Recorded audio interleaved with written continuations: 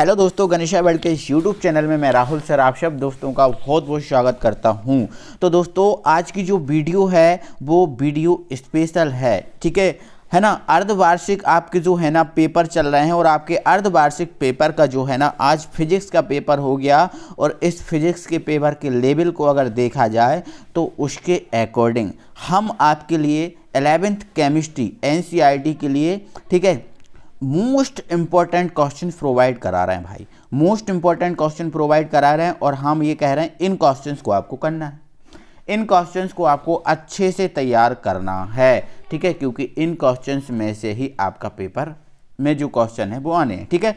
तो अर्धवार्षिक पेपर आपका जो है ना वो परसों है और परसों से पहले इन प्रश्नों को पढ़कर ही पेपर देना है। मतलब ये जो क्वेश्चन है इंपॉर्टेंट क्वेश्चन है सबके लिए, ठीक है। तो आए देखें क्वेश्चन, समझते हैं। और इसके अलावा दोस्तों कल मैं है ना आपको कुछ जो पेपर है वो प्रोवाइड कराऊंगा, ठीक है।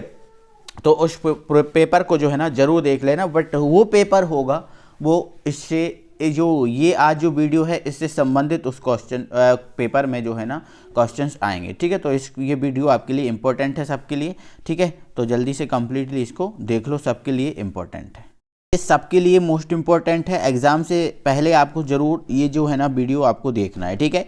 तो क्वेश्चन की सीरीज़ में मेरे भाई अगर हम देखें तो पहला आपको जो क्वेश्चन जो कंप्लीट करना है, तैयार करना है, वो आपको मोल संख्या तैयार करना है। मतलब मोल संख्या का जो क्वेश्चन है वो आपको अच्छे से तैयार करना है, ठीक है भाई।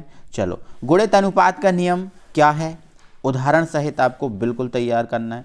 मोलरता एवं मोललता में अंतर स्पष्ट करना है। जो मोलरता है और जो मोललता है इसमें क्या अंतर बनता है भाई वो तैयार करना है, ठीक है। क्या अंतर बनता है वो तैयार करना है, ठीक है। तो एग्ज़ाम से पहले ये विशेष है, आपको ये जो चीज़ें मैं दे रहा हूँ ये सबके लिए तैयार करना है, ठीक है। चलो अगला हमारा क्वेश्चन है, निम्नलिखित में सार्थक अंकों की पहचान कीजिए। मतलब ये आपका जो है ना इनमें सार्थक अंकों की आपको क्या करना है भाई, पहचान करना है, सार्थक अंकों के बारे में पता करना है, ठीक है।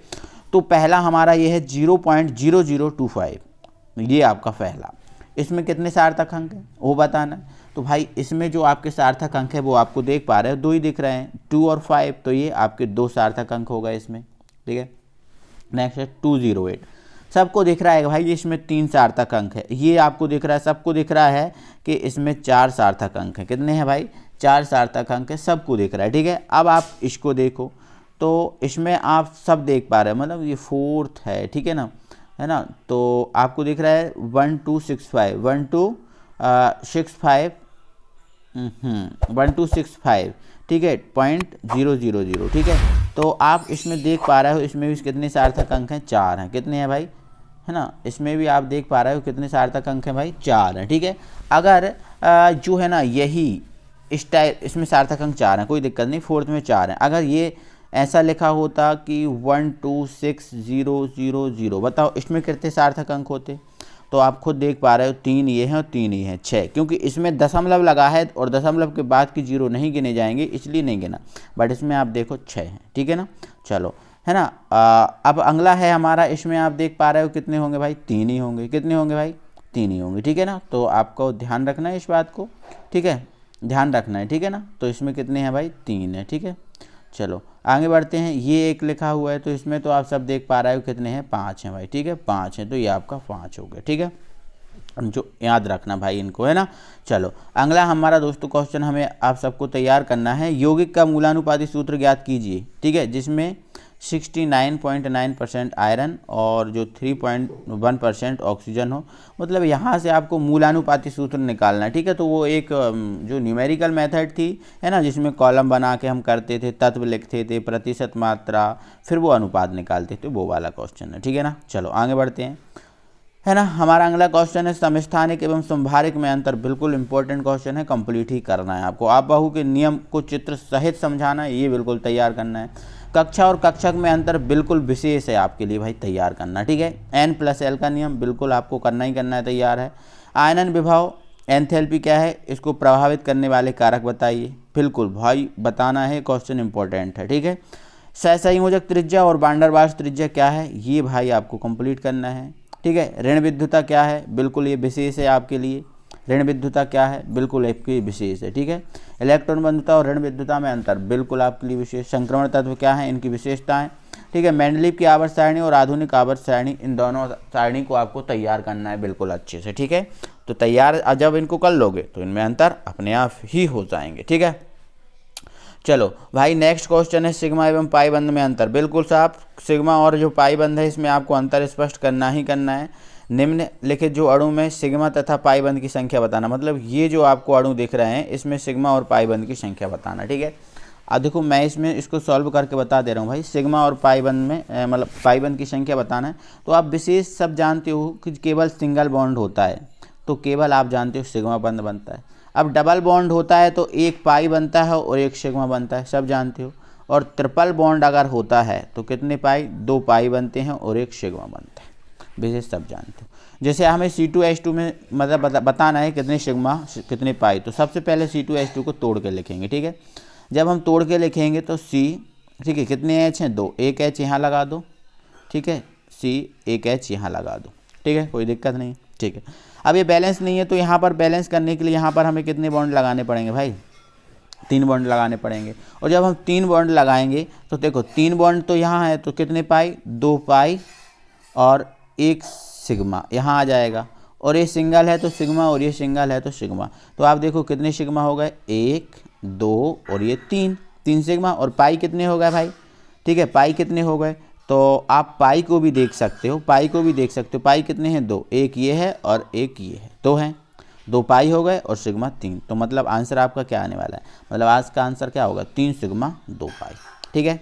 चलो अब विशेष आगे बात करेंगे, कोई दिक्कत नहीं है, ठीक है। अब बोला है हमसे भाई कि जो है ना आपका C2H4, इसमें बताओ संकरण। तो C डबल बॉन्ड आप करके लिखेंगे, C कितने H हैं, 4 H हैं, ठीक है, 2 इधर 2 इधर, एक H एक H एक H एक H, खुद देख लो आप। डबल बॉन्ड है तो 1 पाई, ठीक है, डबल बॉन्ड है ना भाई, बोलो डबल बॉन्ड है ना। अब डबल बॉन्ड है तो यहाँ क्या बन जाएगा, पाई बन जाएगा और यहाँ सिग्मा बनेगा, यहाँ सिग्मा बनेगा, यहाँ सिग्मा, यहाँ सिग्मा। तो आप देख लो 5 सिग्मा 1 पाई बना, बोलो बना, ठीक है। तो 5 सिग्मा 1 पाई, ठीक है।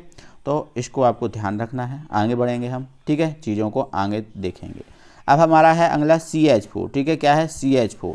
तो ये आपका C, ठीक है, H4 हैं तो चारों H को हम क्या जोड़ देंगे, सिंगल बॉन्ड से यहाँ पर जोड़ देंगे, ठीक है। अब हमें क्या बताना है भाई, अब हमें इसमें क्या बताना है, हमें इसमें बताना है कितने सिग्मा कितने पाई। तो आप सिंगल बॉन्ड है तो देखो आप सिग्मा ही होगा, यहाँ सिग्मा यहाँ सिग्मा यहाँ सिग्मा, तो 4 सिग्मा, तो आंसर 4 सिग्मा हो जाएगा, ठीक है ना।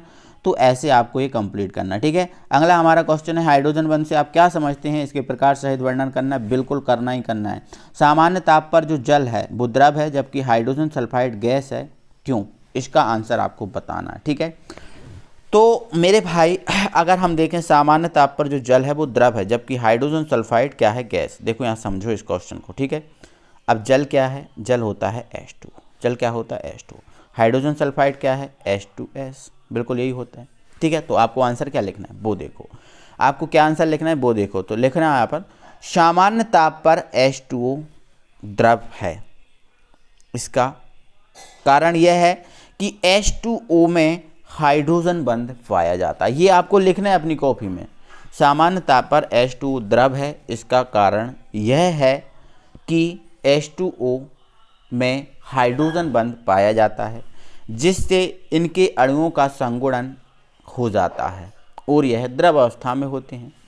जबकि जो H2S है, H2S में, जबकि H2S में हाइड्रोजन बंध नहीं पाया जाता जिससे इसके अणुओं का संगुणन नहीं हो पाता और यह गैस अवस्था में होता है, ये आपको लिखना है कारण, ठीक है।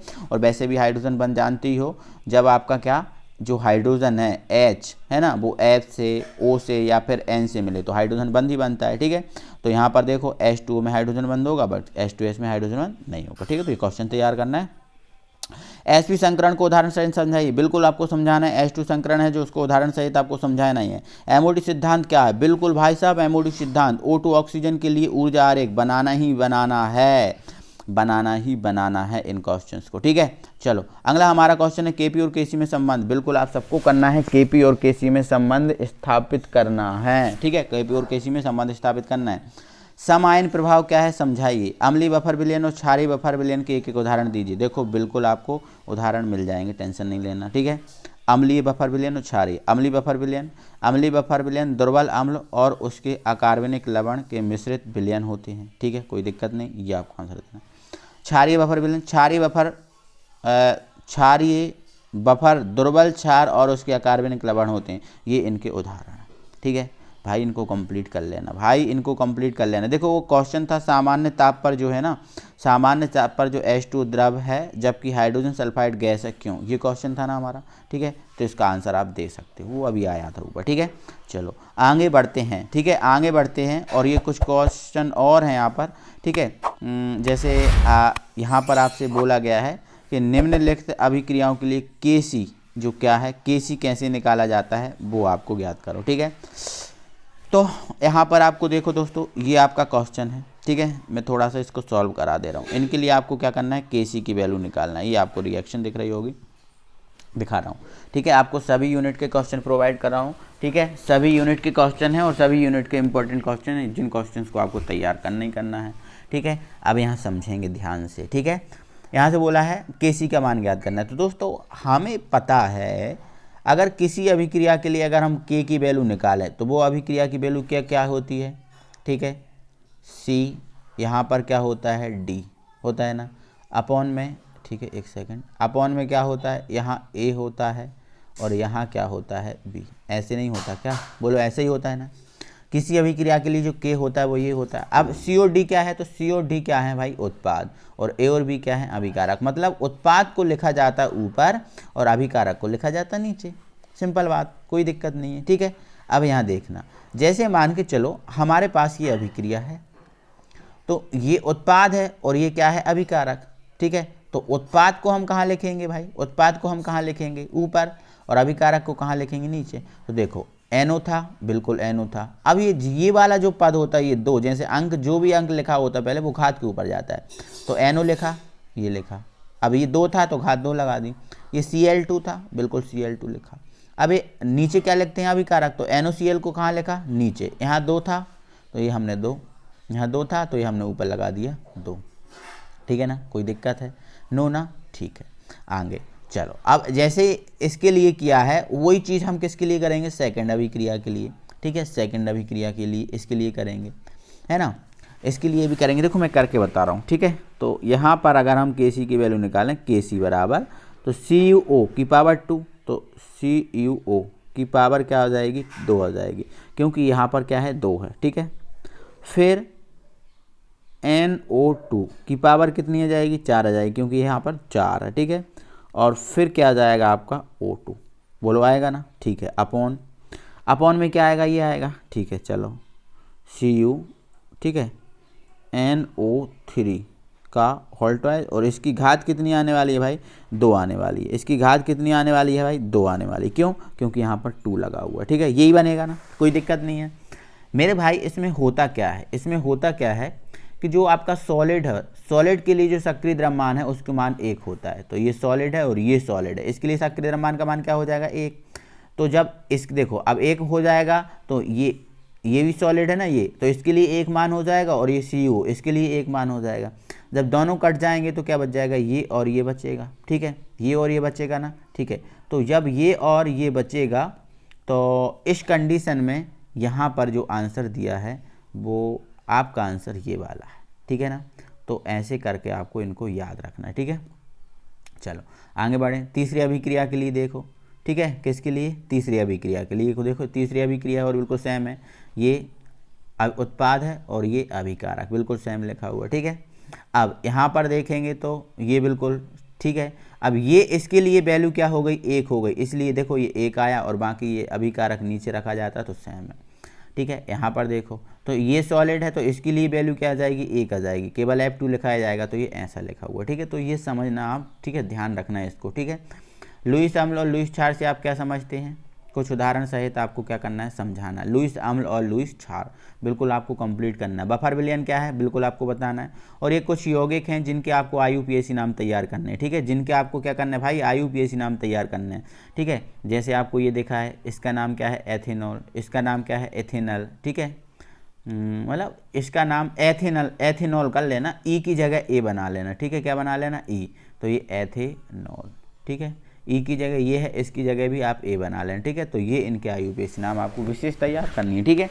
अब ये हो गया, इसके बाद हम आगे बढ़ते हैं दोस्तों। अब हमें क्या करना है, अब हमारा जो रेडॉक्स अभिक्रिया वाला चैप्टर है, रेडॉक्स अभिक्रिया वाला चैप्टर है ना, उससे क्वेश्चन निकालने हैं, ठीक है। तो उससे क्वेश्चन निकालने हैं, तो सबसे पहले भाई हमें उसमें क्या करना है, ठीक है, ऑक्सीकरण जो संख्या है, ऑक्सीकरण अवस्था है, वो निकालना सीखना है, सबसे पहले हमारा काम है, ठीक है। हमने आपको सिखाया वैसे तो, ठीक है, आपको वो सीखना है। अब जब वो सीखोगे तो कुछ यौगिक आपको ये दिए हैं, ये इंपॉर्टेंट यौगिक हैं, इनकी ऑक्सीकरण अवस्था आपसे पूछी जा सकती है, ठीक है।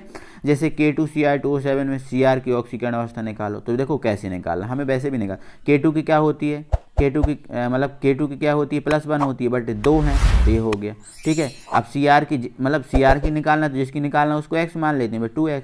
O की कितनी होती है, -2, 7 है, ठीक है, बराबर 0। तो ऐसे करके आप ये निकाल लें, ठीक है। ये KMnO4 में Mn की निकाल के बताना, देखो ये निकालना का बताया है, ठीक है।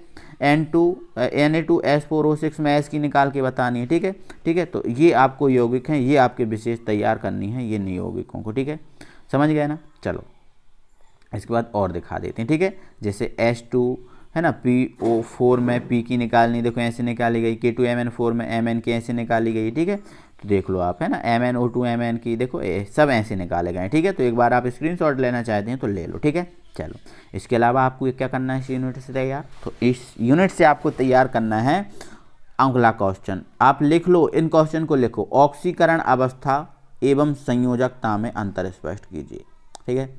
ऑक्सीकरण अवस्था और संयोजकता में अंतर स्पष्ट कीजिए, ये आपका विशेष क्वेश्चन बनेगा, ठीक है। ऑक्सीकरण अवस्था और संयोजकता में अंतर स्पष्ट कीजिए, ठीक है। चलो अब अगला, ऑक्सीकरण और अपचयन क्या है, इनको परिभाषित कीजिए। ऑक्सीकरण और अपचयन, ऑक्सीकरण और अपचयन क्या है, इनको परिभाषित कीजिए, ठीक है। तो ये आपको कितने क्वेश्चन मिल गए, 3 क्वेश्चन इन यूनिट से तैयार करने, इस यूनिट से ये 3 क्वेश्चन तैयार करना है। ऑक्सीकरण और अपचयन क्या है, इनको समझाइए, ठीक है। चलो अब भाई इसके अलावा हमारा एक चैप्टर और बचा हुआ है, ठीक है, एक चैप्टर और बचा हुआ है, ठीक है, ऊष्मागतिकी। कौन सा, ऊष्मागतिकी। तो इससे कुछ विशेष रहने वाला है, उससे आप समझो, ठीक है। तो के जो आपका है ना, ठीक है, कौन सा है, ऊष्मागतिकी। इससे आपको क्वेश्चन क्या करना है तैयार, पहला क्वेश्चन है आपको तैयार करना है, डेल H बराबर del E plus del nRT, ये क्वेश्चन आपको विशेष तैयार करना है, ठीक है। अगला क्वेश्चन हमें क्या करना है, Kp, है ना, एक सेकंड, हमें क्या करना है, Cp और Cv, जो Cp और Cv है इसमें संबंध स्थापित करना, Cp व Cv में संबंध स्थापित कीजिए, ठीक है, संबंध स्थापित कीजिए, ये हमें क्वेश्चन तैयार करना है, ठीक है। चलो अब एक क्वेश्चन यहाँ से हमें करना है, हैश का नियम, हैश का नियम समझाइए, हैश का नियम समझाइए। तो ये आपको 3 क्वेश्चन इस यूनिट से तैयार करने हैं। अब बोलोगे सर हम कहाँ से प्राप्त करें, तो इन तीनों क्वेश्चन का जो है ना लिंक वीडियो के डिस्क्रिप्शन में है, आप जाओ और देख लो, तीनों का लिंक वीडियो के डिस्क्रिप्शन में मिल जाएगा, ठीक है। चलो तो ये विशेष आपके लिए तैयार करना है, ठीक है। चलो फिर मिलते हैं अगली वीडियो में, ठीक है। कल पेपर हम आपको प्रोवाइड कराएंगे, पेपर के साथ मिलते हैं। पेपर में इन्हीं क्वेश्चन का समेशन होगा और कुछ में अलग से ऑब्जेक्ट इन्वॉल्व हो जाएंगे, मतलब पेपर जमा हुआ होगा, ठीक है। चलो मिलते हैं अगली वीडियो में, तब तक के लिए थैंक यू वेरी मच।